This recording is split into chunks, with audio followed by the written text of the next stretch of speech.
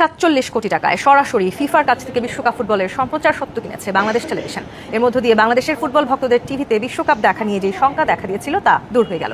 আজ সংবাদ সম্মেলনের মাধ্যমে নিশ্চিত করেন তথ্য ও সম্প্রচার প্রতিমন্ত্রী ইয়াসের খান চৌধুরী।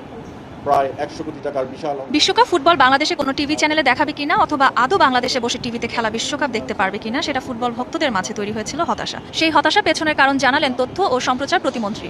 ফিফা থেকে সত্ত্ব কিনে নেওয়া একটি প্রতিষ্ঠান প্রথমে আমাদের কাছে প্রায় ২০০ কোটি টাকা দাবি করে। এটি ছিল জনগণের ট্যাক্সের টাকার উপর একটি বড় আঘাতের চেষ্টা। সমস্ত জটিলতা, কুচক্রী মহলের প্রতিবন্ধকতা এবং দীর্ঘ প্রতীক্ষার অবসান ঘটিয়ে বাংলাদেশের কোটি কোটি ফুটবল প্রেমী মানুষের প্রিয় ঘর বাংলাদেশ টেলিভিশন আগামী ফুটবল বিশ্বকাপ সরাসরি সম্প্রচার অধিকার অর্জন করতে সক্ষম হয়েছে। থার্ড পার্টিকে বাদ দিয়ে এবার সরাসরি ফিফার সাথে দর কষাকষি করে ৪৭ কোটি টাকায় বাংলাদেশ টেলিভিশন কিনেছে বিশ্বকাপ ফুটবলের সম্প্রচার সত্ত্ব। ভ্যাট ট্যাক্স দিয়ে মূল দাঁড়িয়েছে ৬৩ কোটি টাকা। আমরা telecom company, satellite TV channels, OTT প্ল্যাটফর্মের কাছে নীতিমালা অনুযায়ী অ্যাডভার্টাইজমেন্ট এবং রাইটস বিক্রি করে প্রায় সকল টাকা উঠিয়ে আনতে সক্ষম হয়েছি। নামমাত্র খরচে বিটিভি ফিফা 2026 খেলা দেখাবে।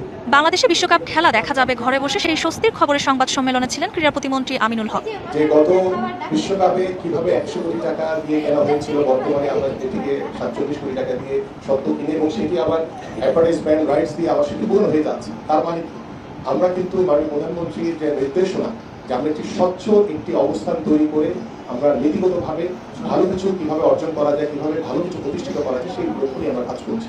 সম্প্রচার সত্ত্বের জন্য ব্যয়কৃত অর্থ বিজ্ঞাপন ও ওটিটি প্ল্যাটফর্ম সহ বিভিন্ন চ্যানেলের কাছে বিক্রি করে উঠিয়ে আনা হয়েছে। পাগল হওয়ার মতো যে